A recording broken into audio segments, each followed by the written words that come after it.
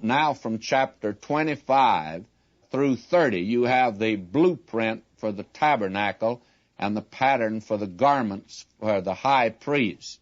And then you have the construction of the tabernacle and the erection of it and the fact it was filled with the glory of the Lord. So that here for about 15 chapters, 25 through 40, with the exception of about 3 chapters here when Moses went down and when they had made the golden calf. So that this is what he was getting up in the mount. And not only this, but the book of Leviticus, you will find he also was getting up there. For you have the tabernacle and the service of it. And the very center of the children of Israel, the very center of their camp, the most important part was the tabernacle, because it was the place where they approached God. Now, I want to, as we come now to chapter 25, and I probably first should read this first part of it. And the Lord spake unto Moses, saying, Speak unto the children of Israel, that they bring me an offering of every man that giveth it willingly with his heart. Ye shall take my offering. Now, these people are just out of slavery. They've just been out of slavery just a few months. And now they're asked to make a contribution to the Lord.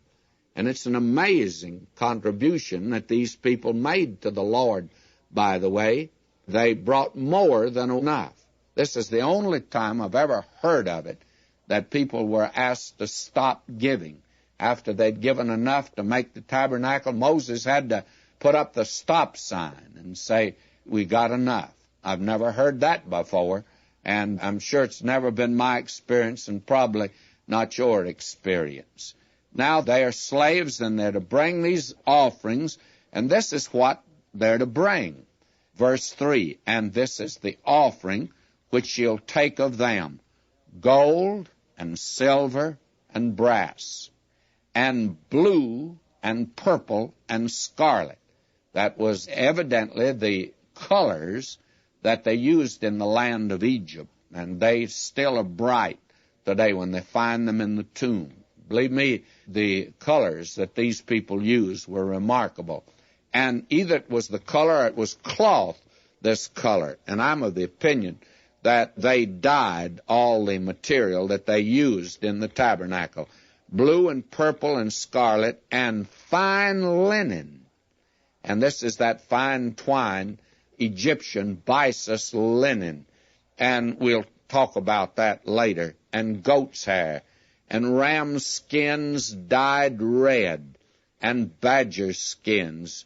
And that's seal skins, by the way, and chittim wood. Oil for the light. Spices for anointing oil. And for sweet incense. Onyx stones. And stones to be set in the ephod and in the breastplate. Now, these were the things they were to bring. And the question arises, where'd they get them? These people are just out of slavery. You will recall that we have seen where they were told to go to their masters and borrow. That's the way our translation reads. Actually, what it means, they were given this, and they were to ask it as back wages. Now, they've got 400 years of back wages to collect. It's said they spoiled the Egyptians. They took out a tremendous wealth, and it's estimated that at least $5 million of material went into the construction of the tabernacle alone. It was very small because it had to be carried on the wilderness march, but it was a very ornate, rich, beautiful thing. It was a thing of beauty.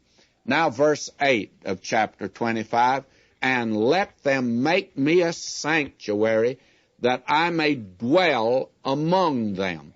Now notice, God never said that he was going to live in the tabernacle. Fact of the matter is, he did not.